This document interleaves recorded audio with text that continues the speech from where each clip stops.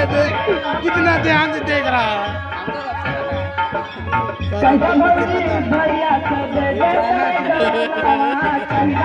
कौन है? जाके चक्कर क्या कर रही थी? मेरे को बोल आपकी मम्मी का नाम सब बताई।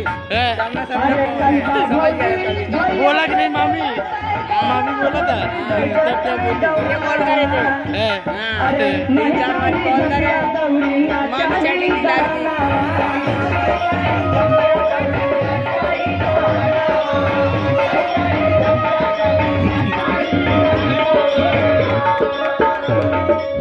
नहीं चाहिए झपिया धपी ना चाहिए कहनवा भौजी ना चाहिए कहनवा। सुनत हो भौजी सुनत हो ससुरे भेजौ तू भौजी कैके तू बहाना।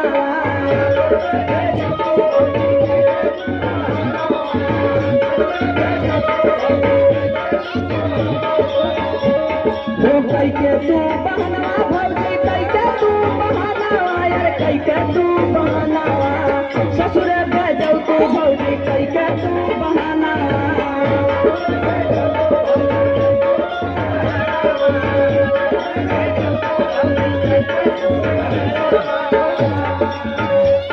अरे ससुरे भेजौ तू भौजी कैके तू बहाना भौजी कैके तू बहाना। सुनत हो ये भौजी? अरे जिया अरे मन जा तू भौजी हमरो ये तना कहना।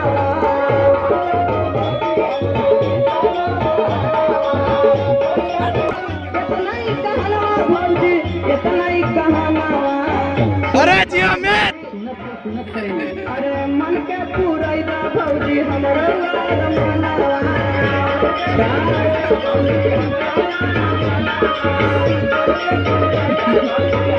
बब्बल के चढ़ी फेसबुक पे। हो मन के पूरा भौजी हमरो भौजी हमरो कितना बस कैदा भौजी काम हमरो। चला ठीक बात सुनते लगा कौन बहाना करो। हो मन के पूरा अरे जिया बब्बल जिया दिन रात देखिला हम के सपना।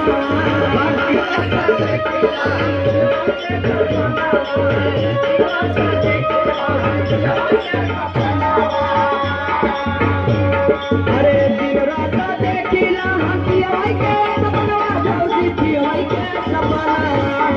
क्या बताइए भौजी बताओ बिना 40 सपना देखिला ये हमारे